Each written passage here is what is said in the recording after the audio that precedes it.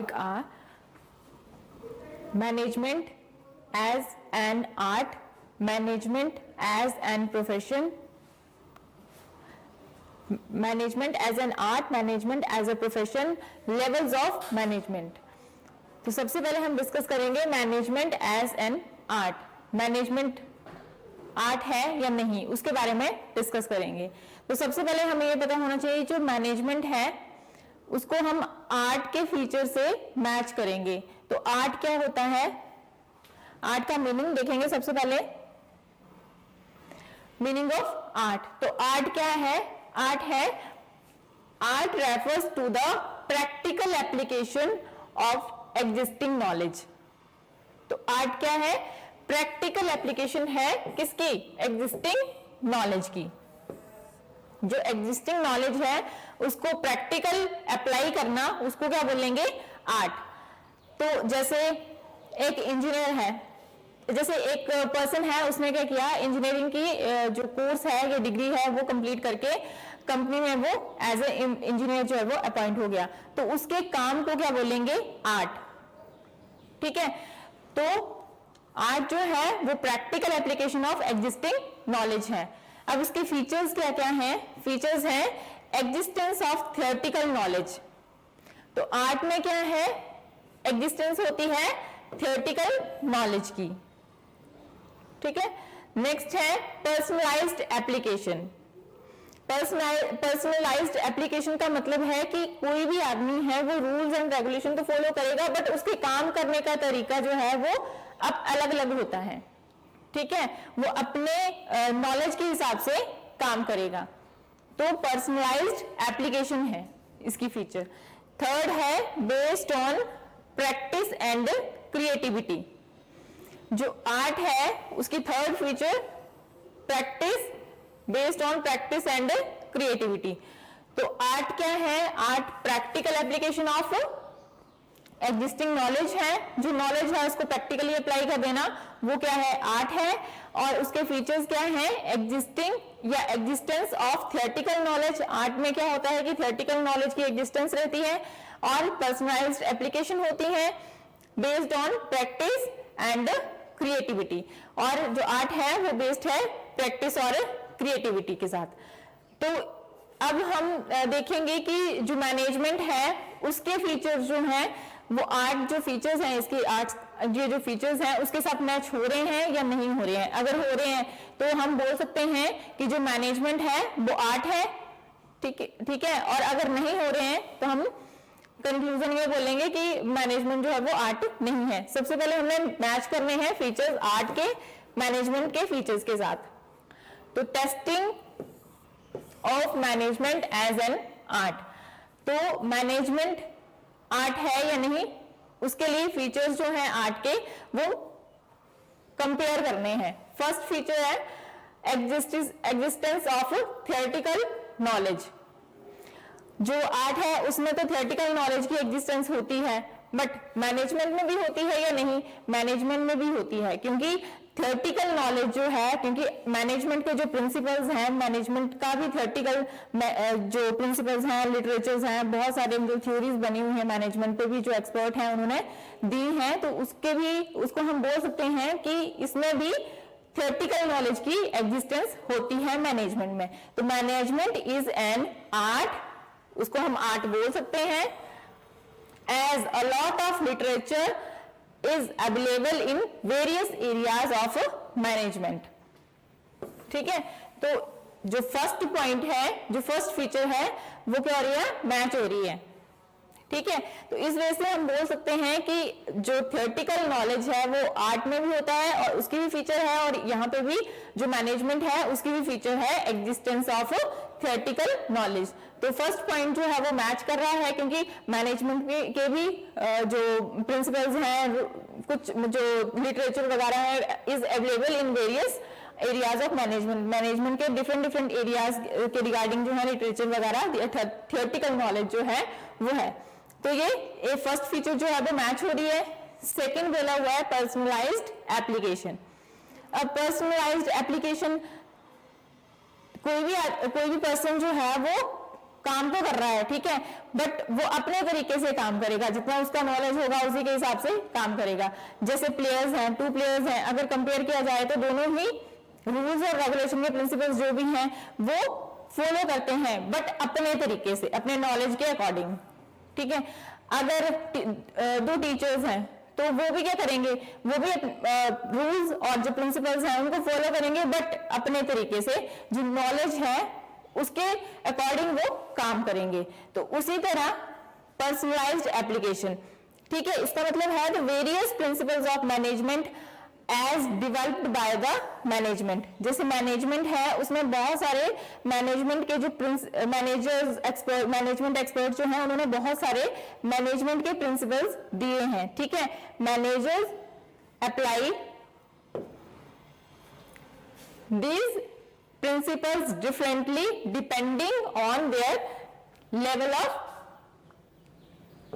knowledge, ठीक है, मतलब वो अपने नॉलेज के हिसाब से उनको अप्लाई करते हैं जो प्रिंसिपल्स हैं, ठीक है। और जो मैनेजमेंट के रिगार्डिंग जो प्रिंसिपल्स होंगे या रूल्स बनाए होंगे, ठीक है, जो मैनेजर है वो अपने मैनेजर जो है, डिफरेंट मैनेजर जो है वो अपने नॉलेज के हिसाब से अप्लाई करेंगे। तो जो पर्सनलाइज्ड एप्लीकेशन है, पर्सनलाइज्ड एप्लीकेशन, तो various principles of management as developed by management expert, बहुत सारे प्रिंसिपल्स जो है मैनेजमेंट एक्सपर्ट ने डेवलप किए हैं और हर मैनेजर जो अपने नॉलेज के हिसाब से उनको अप्लाई करता है। तो जैसे कुछ मैनेजर्स जो हैं वो बहुत अच्छा रिजल्ट देंगे कि कोई ऑर्गेनाइजेशन की, और कई बार क्या होता है कि वो रिजल्ट जो है वो फेवर में नहीं होता है, तो उनके नॉलेज और कैपेबिलिटी के हिसाब से वो अपने हिसाब से काम करते हैं। पर्सनलाइज्ड एप्लीकेशन पे डिपेंड होता है, तो यहाँ पे ये फीचर भी क्या है, मैच हो रही है। आर्ट में भी ऐसे होता है और मैनेजमेंट में भी ऐसे ही होता है। तो ये टू फीचर्स जो है वो मैच हो रही हैं, तो उनके बेसिस पे हम ये बोल सकते हैं कि management as an art. Next है third, based on practice and creativity. बोला कि आर्ट जो है वो किस पे बेस्ड है, जो आर्ट है वो प्रैक्टिस और क्रिएटिविटी पे जो है वो बेस्ड है। तो यहाँ पे जो मैनेजमेंट है वो भी प्रैक्टिस और क्रिएटिविटी पे ही बेस्ड है। यहाँ पे जैसे every manager has a desire to become a complete expert in his field, मतलब हर मैनेजर चाहता है कि वो अपने फील्ड में एक्सपर्ट हो। उसके लिए उसको क्या करना होगा, उनको they can fulfil their desire by continuous practice, वो अपनी ये डिजायर जो है वो पूरी कर सकते हैं। कैसे, वो कॉन्टिन्यूस प्रैक्टिस करते रहेंगे, जब प्रैक्टिस होगी क्रिएटिविटी भी आएगी, ठीक है। तो जो आर्ट है वो प्रैक्टिस और क्रिएटिविटी पे डिपेंड करता है, बेस्ड होता है। उसी तरह जो मैनेजमेंट है वो भी प्रैक्टिस और क्रिएटिविटी पे बेस्ड होती है। तो ये तीनों ही जो आपके जो फीचर्स हैं आर्ट के और मैनेजमेंट के आपस में मैच करते हैं। तो इस बेस से हम ये बोल सकते हैं कि मैनेजमेंट एज एन आर्ट, तो मैनेजमेंट जो है वो उसको आर्ट कहा जा सकता है। नेक्स्ट टॉपिक है management as a profession. Management, इसमें ये देखना है कि मैनेजमेंट जो है वो प्रोफेशन है या नहीं। तो प्रोफेशन के लिए जो है वो 5 फीचर्स जो है यहाँ पे बताई गई हैं। प्रोफेशन में जो 5 फीचर्स हैं वो होनी चाहिए। तो फर्स्ट फीचर जो है प्रोफेशन में क्या होती है, well defined body of knowledge, या इसको थियोरेटिकल नॉलेज भी बोल सकते हैं। तो प्रोफेशन में क्या होता है, well defined body of knowledge या फिर प्रैक्टिकल नॉलेज होना या थियोरेटिकल नॉलेज होना बहुत जरूरी है। ये फीचर है प्रोफेशन की। नेक्स्ट है रिस्ट्रिक्टेड एंट्री। रिस्ट्रिक्टेड एंट्री का मतलब है कि यहां पे जैसे प्रोफेशन, जो कोई भी प्रोफेशन, जैसे कोई भी आदमी जो है, जैसे मैं ही सोचूं कि मैं लॉयर बन जाऊं, तो लॉयर, मेरी इच्छा हो रही है कि मैं लॉयर बन जाऊं, तो ऐसे थोड़ी हो सकता, ठीक है। तो उसके लिए मेरे को क्या चाहिए, मेरे पास डिग्री चाहिए, ठीक है। अगर डॉक्टर बनने की सोच रही हूँ तो मेरे पास डॉक्टर की डिग्री चाहिए, ठीक है। तो इसमें रिस्ट्रिक्टेड एंट्री मतलब हर कोई जो है वो डॉक्टर, लॉयर, टीचर ये नहीं बन सकता। उसके लिए सबसे पहले क्या होना चाहिए, डिग्री होनी चाहिए, ठीक है। थर्ड है प्रोफेशनल एसोसिएशंस, ठीक है, जो भी प्रोफेशनल एसोसिएशंस होती हैं, जो भी प्रोफेशन है उससे रिलेटेड जो है एसोसिएशन बनी होती हैं। तो यहाँ पे जैसे लॉयर है, तो लॉयर के लिए जो प्रोफेशनल एसोसिएशन है बार काउंसिल ऑफ इंडिया है।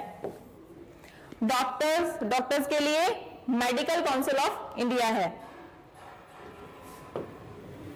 और चार्टर्ड अकाउंटेंट के लिए इंस्टीट्यूट ऑफ चार्टर्ड अकाउंटेंट है। नेक्स्ट कोड ऑफ कंडक्ट, तो जो प्रोफेशन है तो उसके लिए रूल्स और रेगुलेशंस भी होते हैं, ठीक है। और उसके बाद सर्विस मोटिव, जो प्रोफेशन है उसका सर्विस मोटिव भी होता है कहीं ना कहीं। तो ये फीचर है 5 फीचर। अब जो हम ये फीचर्स पढ़ेंगे, अब हम कंपेयर करते चलेंगे साथ साथ में मैनेजमेंट को भी।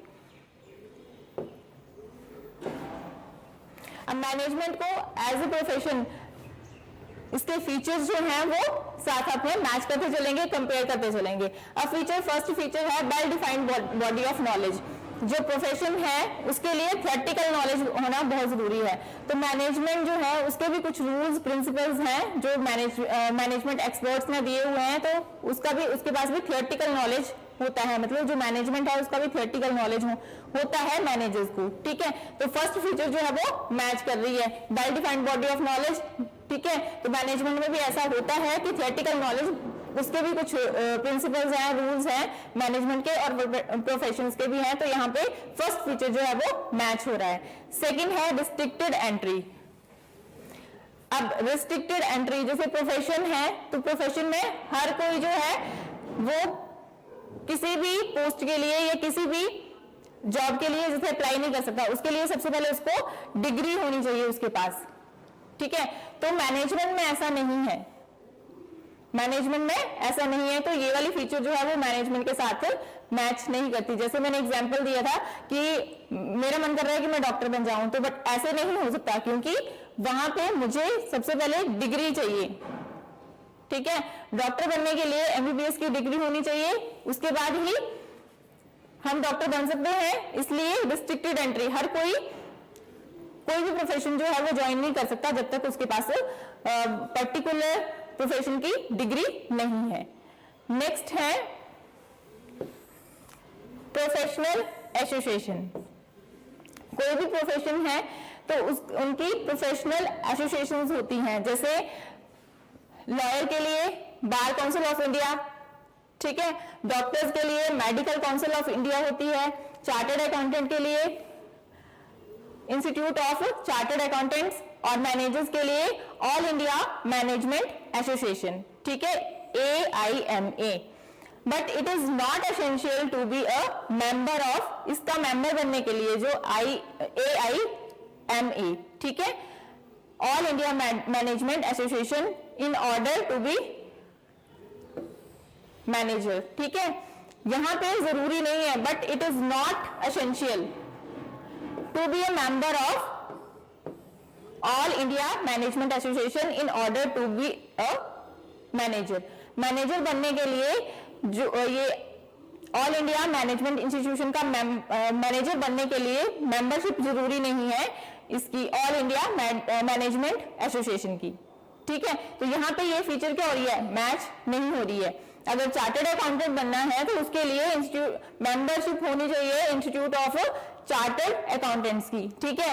अगर डॉक्टर बनना है तो डॉक्टर के लिए क्या चाहिए, मेडिकल काउंसिल ऑफ इंडिया। अगर लॉयर बनना है तो लॉयर्स के लिए बार काउंसिल ऑफ इंडिया, मतलब मेंबरशिप होनी चाहिए। बट यहाँ पे ये जरूरी नहीं है, यहाँ पे बोला हुआ है कि मैनेजर बनने के लिए ऑल इंडिया मैनेजमेंट एसोसिएशन का मेंबर बनने की जरूरत नहीं है। तो यहाँ पे ये फीचर जो है प्रोफेशन के फीचर के साथ मैच नहीं हो रही है। थर्ड है कोड ऑफ कंडक्ट। अब कोड ऑफ कंडक्ट क्या होता है, कोई भी प्रोफेशन है उसके रूल्स एंड रेगुलेशंस होते हैं, ठीक है। तो rules and regulation framed to guide the behaviour of professionals, ठीक है। रूल्स एंड रेगुलेशंस बनाए होते हैं। जैसे ये है कि जैसे डॉक्टर्स हैं, डॉक्टर है कि उसको ये बताया जाता है जब भी, मतलब उनके लिए रूल्स होते हैं कि वो अपने जो पेशेंट हैं उनके साथ भेदभाव नहीं करेंगे, जो लॉयर है उनको, उनके लिए रूल्स एंड रेगुलेशंस हैं कि वो अपने क्लाइंट की इंफॉर्मेशन जो है किसी थर्ड पर्सन के साथ शेयर नहीं करेंगे, ठीक है। तो कोड ऑफ कंडक्ट, तो मैनेजमेंट में ये चीज नहीं होती है। कोड ऑफ कंडक्ट मतलब मैनेजमेंट में रूल्स एंड रेगुलेशन, मतलब जैसे कोड ऑफ कंडक्ट जो है वो नहीं है, तो यहाँ पे ये फीचर जो है मैनेजमेंट के साथ मैच नहीं हो रही है। अब सर्विस मोटिव, अब जैसे जो प्रोफेशन है उसमें कहीं ना कहीं सर्विस मोटिव होता है। तो जैसे लॉयर है तो सबसे पहले वो क्या सोचेगा, वो अपने क्लाइंट के जस्टिस के बारे में सोचेगा, ठीक है। तो फीस तो बाद की बात है, बट वो सबसे पहले अपने क्लाइंट के जस्टिस के बारे में सोचेगा। तो कहीं ना कहीं सर्विस मोटिव होता है प्रोफेशन में भी। और डॉक्टर है तो सबसे पहले वो अपने पेशेंट की लाइफ के बारे में सोचेगा, तो यहाँ भी कहीं ना कहीं सर्विस मोटिव है। उसी तरह जो मैनेजमेंट है, मैनेजमेंट भी का भी कहीं ना कहीं सर्विस मोटिव होता है, ठीक है।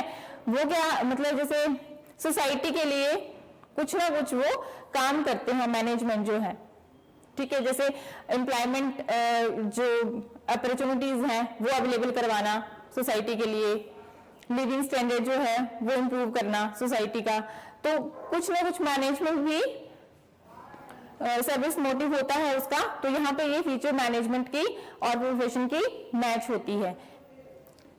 तो यहाँ पे जो फीचर्स हैं, फर्स्ट फीचर जो है वो मैच हो रही है, सेकंड फीचर रिस्ट्रिक्टेड एंट्री, कोई ये वाली फीचर मैच नहीं हो रही है।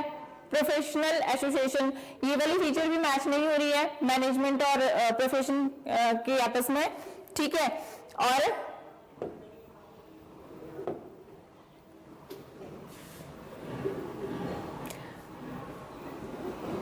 ये फोर्थ वाली भी मैच नहीं हो रही है, क्योंकि वहां भी ऑल इंडिया मैनेजमेंट एसोसिएशन का मेंबर बनना जरूरी नहीं है मैनेजर को, तो ये वाली फीचर भी मैच नहीं हो रही है। कोड ऑफ कंडक्ट में मैनेजमेंट की कोई जरूरत, मैनेजमेंट में कोड ऑफ कंडक्ट की जरूरत नहीं है। सर्विस मोटिव, फर्स्ट और फिफ्थ जो है फीचर वो मैच हो रही है प्रोफेशन और मैनेजमेंट की। तो कंक्लूजन ये है कि मैनेजमेंट को एज ए प्रोफेशन, मतलब मैनेजमेंट जो है एज ए प्रोफेशन जो है हम अज्यूम नहीं कर सकते, मैनेजमेंट जो है वो प्रोफेशन नहीं है, बट अभी है भी तो वो इनिशियल स्टेज पे है, ठीक है। बट पूरी तरह से जो है मैनेजमेंट प्रोफेशन नहीं है। नेक्स्ट टॉपिक है लेवल्स ऑफ मैनेजमेंट। तो लेवल्स ऑफ मैनेजमेंट के जो लेवल्स होते हैं वो कितने होते हैं, 3 लेवल्स होते हैं। फर्स्ट हो गया टॉप लेवल मैनेजमेंट, सेकंड है मिडिल लेवल मैनेजमेंट, और थर्ड है lower level management. Lower level को सुपरवाइजरी लेवल भी बोला जाता है और ऑपरेशनल मैनेजमेंट भी बोला जाता है, ठीक है। 3 लेवल्स ऑफ मैनेजमेंट है। अब यहां पे ये पिरामिड सा बना होगा, ऐसे बनाएंगे, आपको क्वेश्चन आएगा, और यहां पे इसमें लिखेंगे टॉप लेवल मैनेजमेंट, ये होगा मिडिल लेवल मैनेजमेंट,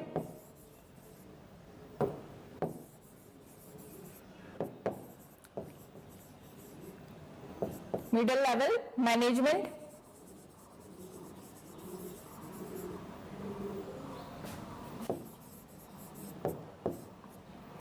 और यहां पे लोअर लेवल मैनेजमेंट या सुपरवाइजरी लेवल भी बोला जाता है। लोअर लेवल मैनेजमेंट, इसको सुपरवाइजरी लेवल भी बोला जाता है।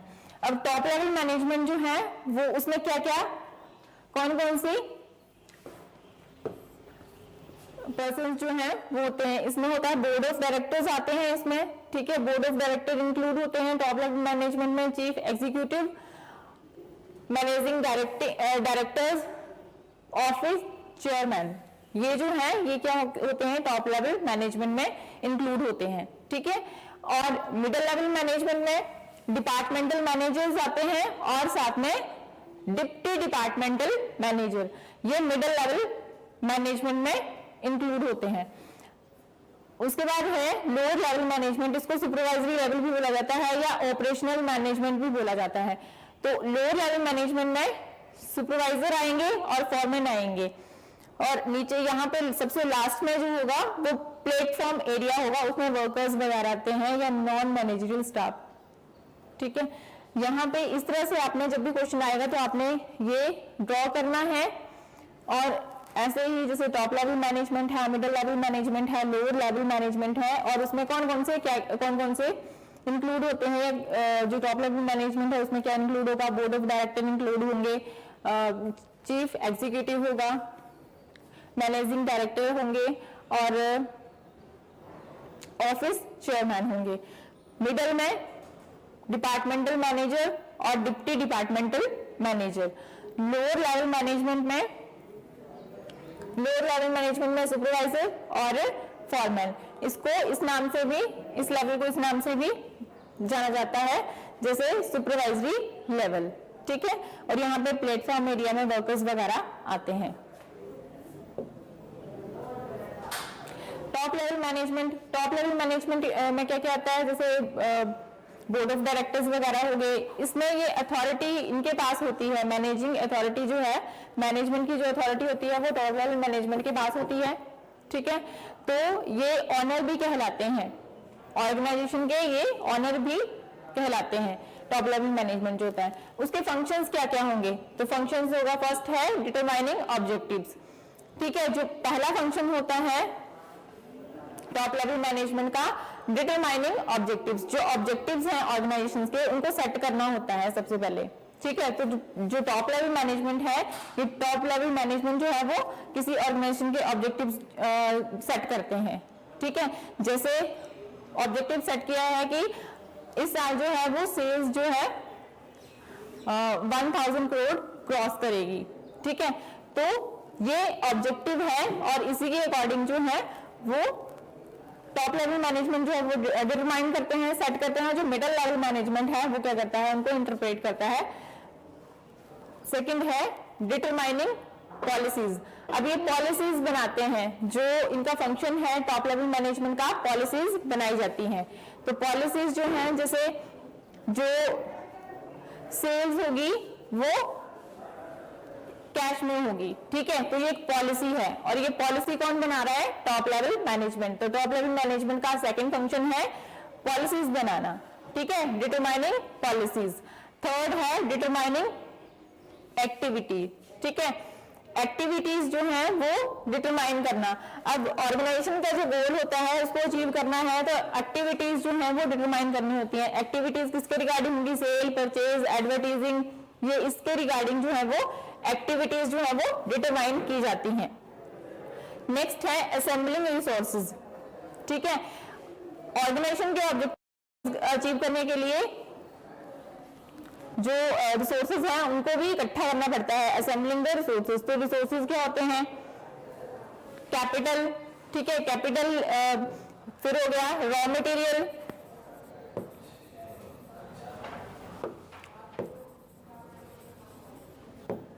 मटेरियल, ये रिसोर्सेज है, इनको असेंबल करना पड़ता है। तो ये किसका फंक्शन है, टॉप लेवल मैनेजमेंट का। तो टॉप लेवल मैनेजमेंट के कौन कौन से फंक्शंस हैं, डिटरमाइनिंग ऑब्जेक्टिव्स, ऑब्जेक्टिव डिटरमाइन करने, पॉलिसीज डिटरमाइन करने, एक्टिविटीज डिटरमाइन करने और असेंबलिंग रिसोर्सेज। ठीक है, नेक्स्ट है middle level management. Middle level management में कौन कौन से इंक्लूड होते हैं, एक तो डायरेक्ट डिपार्टमेंटल मैनेजर्स और डिप्टी डिपार्टमेंटल मैनेजर्स, ये मिडिल लेवल मैनेजमेंट में इंक्लूड होते हैं। तो इसके फंक्शंस, इनके फंक्शंस क्या होते हैं, मिडिल लेवल मैनेजमेंट के क्या क्या फंक्शन होंगे, इंटरप्रेटिंग पॉलिसीज। जो टॉप लेवल मैनेजमेंट ने पॉलिसीज बनाई हैं उनको क्या करना, इंप्लीमेंट करना, इंटरप्रेट करना। ठीक है, नेक्स्ट है अपॉइंटिंग एम्प्लॉइज। जो एम्प्लॉइज हैं उनको अपॉइंट करना। मिडिल लेवल मैनेजमेंट जो है वो एम्प्लॉइज को अपॉइंट करता है, ये भी उसका काम है। नेक्स्ट है इशूइंग इंस्ट्रक्शंस। जो मिडिल लेवल मैनेजमेंट है वो जो एम्प्लॉइज हैं उनको इंस्ट्रक्शंस, टाइम पे इंस्ट्रक्शन जो है वो इशू करता रहता है। फोर्थ है मोटिवेटिंग एम्प्लॉइज। एम्प्लॉइज को जब भी ऑर्गेनाइजेशन के जो ऑब्जेक्टिव्स हैं वो अचीव करने होते हैं तो एम्प्लॉइज को टाइम पे मोटिवेट करना होता है। ठीक है, तो जो मिडिल लेवल मैनेजमेंट है वो एम्प्लॉइज को मोटिवेट करने का काम भी करता है। तो मिडिल लेवल मैनेजमेंट के कितने फंक्शंस हैं? 4 फंक्शंस हैं। इंटरप्रेटिंग पॉलिसीज, जो पॉलिसीज टॉप लेवल मैनेजमेंट में बनाई होती है उनको क्या करना होता है? इंटरप्रेट करना होता है, इंप्लीमेंट करना होता है। सेकंड है अपॉइंटिंग एम्प्लॉइज, ठीक है, एम्प्लॉइज को ऑर्गेनाइजेशंस में एम्प्लॉइज को अपॉइंट करना होता है। इशूइंग इंस्ट्रक्शंस, एम्प्लॉइज को इंस्ट्रक्शंस जो है वो इशू करनी होती हैं और एम्प्लॉइज को मोटिवेट करना होता है। नेक्स्ट है लोअर लेवल मैनेजमेंट। अब लोअर लेवल मैनेजमेंट को सुपरवाइजरी लेवल भी बोला जाता है, सुपरवाइजरी लेवल या सुपरवाइजरी और ऑपरेशनल मैनेजमेंट ये भी बोले जाते हैं। सुपरवाइजरी लेवल भी बोला जाता है और ऑपरेशनल मैनेजमेंट भी बोला जाता है। इसके क्या क्या फंक्शन, इसमें क्या क्या आते हैं? इसमें सुपरवाइजर आते हैं और फॉरमैन आते हैं। फंक्शंस क्या क्या होते हैं? सबमिटिंग वर्कर्स ग्रीवेंसेस, ठीक है।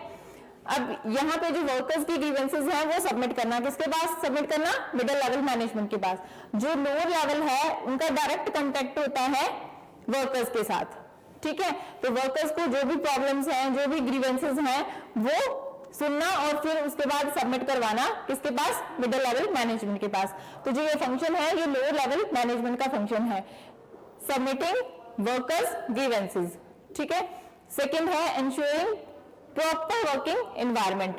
ये देखना कि जहां पे वर्कर्स जो है वो काम कर रहे हैं वहां पे जो वर्क प्लेस है या जो वर्किंग एनवायरनमेंट है वो बिल्कुल सही है, ठीक है।